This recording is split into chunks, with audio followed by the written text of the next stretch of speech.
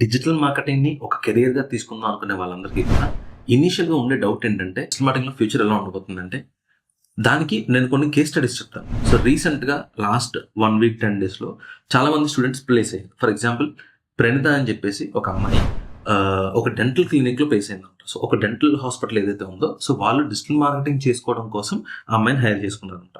And at the same time ఆ అమ్మాయి hire అయిన తర్వాత ఇంకొక ఆపర్చునిటీ వచ్చింది. And surprisingly the opportunity is from Pista House. So, మీలో చాలా మందికి పిస్తా హౌస్ బిర్యానీ అనేది బాగా ఐడియా ఉండే ఉంటుంది. సో, పిస్తా హౌస్ వాళ్ళు కూడా డిజిటల్ మార్కెటింగ్ సోషల్ మీడియా చేద్దామని చెప్పేసి సో, వాళ్ళు కూడా హైరింగ్‌కి చూసుకున్నారన్నమాట.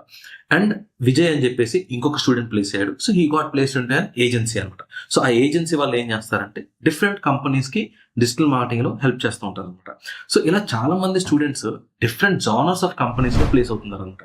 సో, ఎందుకు డిఫరెంట్ జానర్స్ అంటే ఇవాళ ప్రతి కంపెనీకి కూడా, ప్రతి బిజినెస్‌కి కూడా, కంపెనీ అన్నో ప్రతి బిజినెస్‌కి కూడా పిస్తా హౌస్ లాంటి రెస్టారెంట్ కావచ్చు, ఒక డెంటల్ క్లినిక్ కావచ్చు, లేదంటే ఒక హాస్పిటల్ కావచ్చు, లేదంటే ఒక రియల్ ఎస్టేట్ కంపెనీ కావచ్చు. సో, ఇవాళ ప్రతి బిజినెస్‌కి కూడా డిజిటల్ మార్కెటింగ్ యొక్క ఇంపార్టెన్స్ అనేది అర్థమైందనమాట. సో, ఎప్పుడైతే ఈ ఇంపార్టెన్స్ అర్థమైందో ఇప్పుడు ప్రతి బిజినెస్ డిజిటల్ మార్కెటింగ్ చేద్దాం అని చూస్తుందన్నమాట.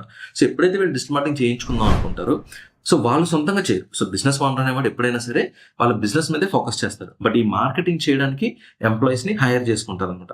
అయితే కొంతమంది ఎంప్లాయీస్‌లా హైర్ చేసుకోవచ్చు. ఇంకొంతమంది ఫ్రీలాన్సర్స్‌కి ప్రాజెక్ట్స్‌లా ఇవ్వచ్చు అనమాట. సో, మీ ఎజెండా బట్టి మీరు డిజిటల్ మార్కెటింగ్‌లో జాబ్‌కి వెళ్దాం అనుకుంటున్నారా?